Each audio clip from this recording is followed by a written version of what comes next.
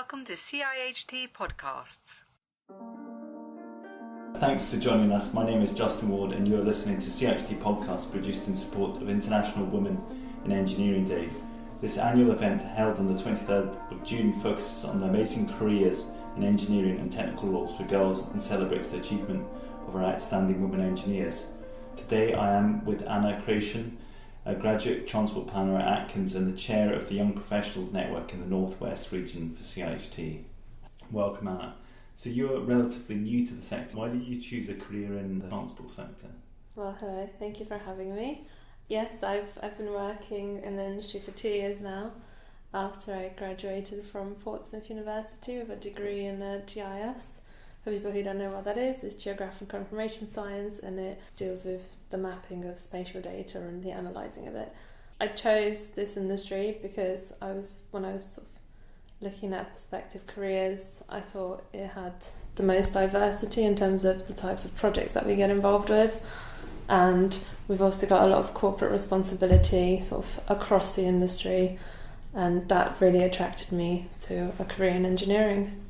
How do we go about encouraging more women into engineering? The percentages are quite low, I think. Certainly there's room for growth. Yeah, there's definitely a lot of room for growth. I think having been involved with STEM for over 2 years now, sort of the main issue is that we need to get... Sorry, that's STEM, that's science, technology, engineering and mathematics? Yes. Okay. We need to be involved with schools and show young people, especially girls at schools, what a career in STEM can deliver for them, and showing it that it's not a boys' subject. It's not, it has to be very gender neutral now. Have you gone into schools and talked to young people? I have, yes. So the most recent visit that I carried out was at Charlton High School in Manchester, and it was a speed sort of networking event, and I just had my little stand set up with obviously the Atkins apprenticeships banner, because we're really big on that at the moment, and also the CIHT STEM package that we've rolled out late last year. I was talking to the students, I had a 5-minute introduction of what I do, why do I do it, and how that sort of sits with CIHT and what we can offer for them at this early stage. That's been very successful, definitely going back next year, and off the back of that we've had interest from the students to do a work experience week because he was very interested in the industry. My aim for next year is to get 2 students and one of them to be a girl. Good. Well, good luck with that. Your experience of the sector, do you think it's a male-dominated industry currently? Definitely changing from when I started 2 years ago. This is just a little case study with my team. It was very much male-dominated, but now it's almost 50-50 that we're divided up. It's really good because companies are seeing the benefit of having a very diverse workforce, and that delivers better ideas and definitely ensures better project delivery as well.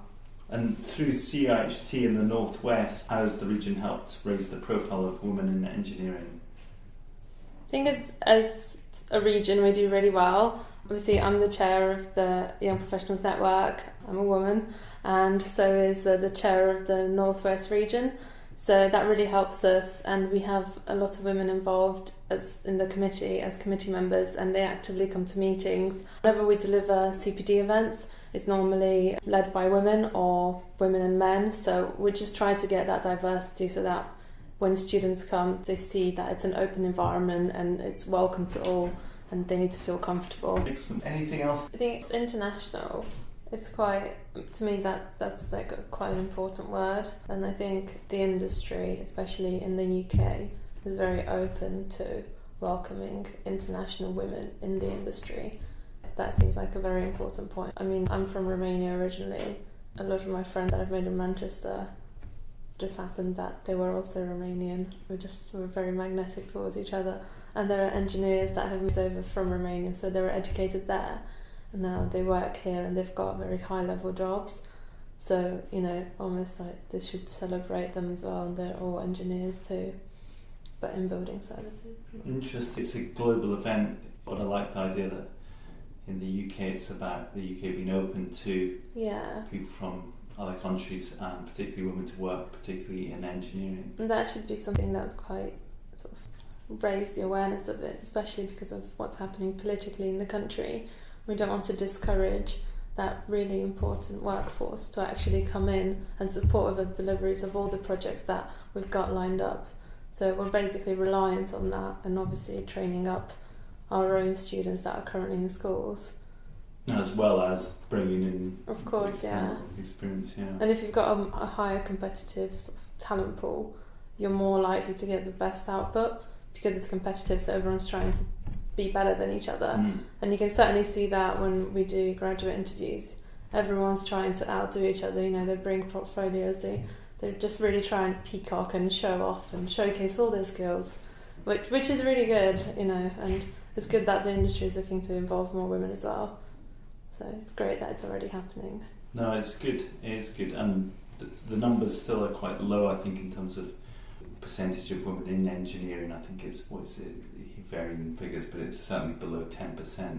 Yeah, I think so it's quite low in terms of the last time I heard it was 9%, and that is very sort of sad because, I don't know, it might just be sort of as a whole, as engineering, it's a very broad spectrum, and I know for transport planning there's a lot of women, so hopefully we're dragging up the average, but it's definitely going to improve, but it's just such a long-term goal that you're just trying to change a lifetime of basically trends and patterns, and now it's getting to where young people have to make that decision. What will I do later on? They just have to be best informed, and how will my degree get me a job, because ultimately that's the goal.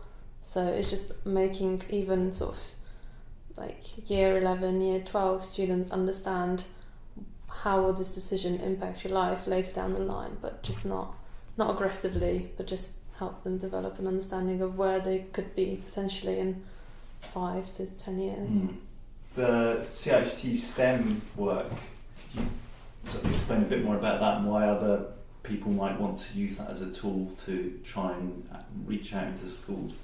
Yes, the package is really good because it's developed to suit different sort of key stage levels. So obviously when I went, they were year 10 students, so I couldn't quite go as basic as the lower levels, but the activities it has is making people understand why engineering is all around us and why it's so important. And one of my favourite ones is using the map and then showing how you'd overcome different natural obstacles. So for example, to get over a river, you'd build a bridge; to get over a mountain range, build a tunnel. So it's just really good because it gets people thinking, and a lot of these things you don't really think about when you're at that age. You just completely dismiss it.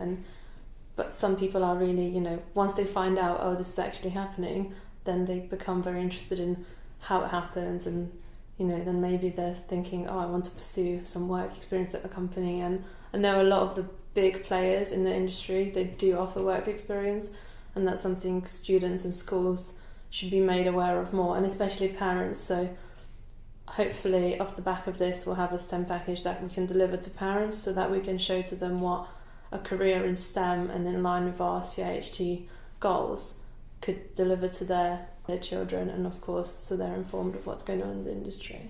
Because there is huge opportunities. Infrastructure is always high on the political agenda at the moment. In America they're talking large sums of money being invested to renew their infrastructure. Similarly here, it is something that we need to invest in for the future. So there are opportunities. I guess it's how you connect that to people's imaginations at a young age to feel that they could play a part in that, and particularly women as well. Yeah, definitely with like hands-on activities seems to work best. When I was doing the STEM events, I found that boys are happy to just listen and watch, whereas girls, they want to get involved, they want to pick up a pencil and start drawing and see what's going on.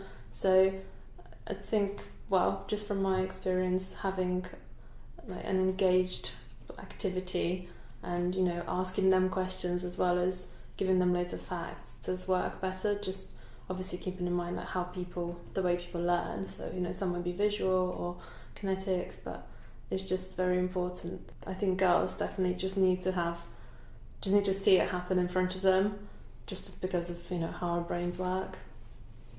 Excellent. Well, it's good to know, and I think people particularly should be aware of the CIHT STEM package and do what they can to support that. I think that'd be one thing that could be done. Any other suggestions that employers or other people you could see them doing? You've got some time out from your employer to actually go and speak in schools. Yeah, so the 2 days volunteering per year is really helpful, and obviously putting that to best use with the STEM activities and liaising with the local STEM hub is really good. Also, I'm one of the key contacts for the Manchester STEM hub within Atkins, and we do a lot of events for school children. Our latest one was we did a Bring Your Daughter to Work Day, and that sort of happened countrywide, and it was really good because it almost, even our employers, it just encouraged them to see that this is a potential career for their children. Whilst work, you've got your up and downs, but at the end it's their career, it's their life. They really love it, so they could see if their children are interested in it as well. So we did it for 10 to 11-year-olds, and we're looking to do an event again in 3 months' time, and perhaps we're going to go for 15 to 16-year-olds, just so we can develop a bit further and obviously open it up to more people. But yeah, I think those events are wonderful because it helps the parents of the children, and of course if people don't have their own daughters not of that age, they can also bring a niece or just a relative or like someone's neighbour, that's fine. But it's just opening that and using the resources that we have as a big company to support the local community. Excellent. Well, good luck with that. You've been listening to an interview with Craciun, the Graduate Transport Planner at Atkins and Chair of the CIHT Young Professionals Network in the North West region for CIHT, and someone who is leading the way to encourage and support the work of International Women in Engineering Day. Thank you for listening to this CIHT podcast. CIHT has a range of useful resources from the Diversity and Inclusion Toolkit and Charter to the CIHT Careers Toolkit that will help to inspire future generations. Have a look at our website for information on this and other initiatives. We are fully supportive of International Women in Engineering Day and urge you to back it too.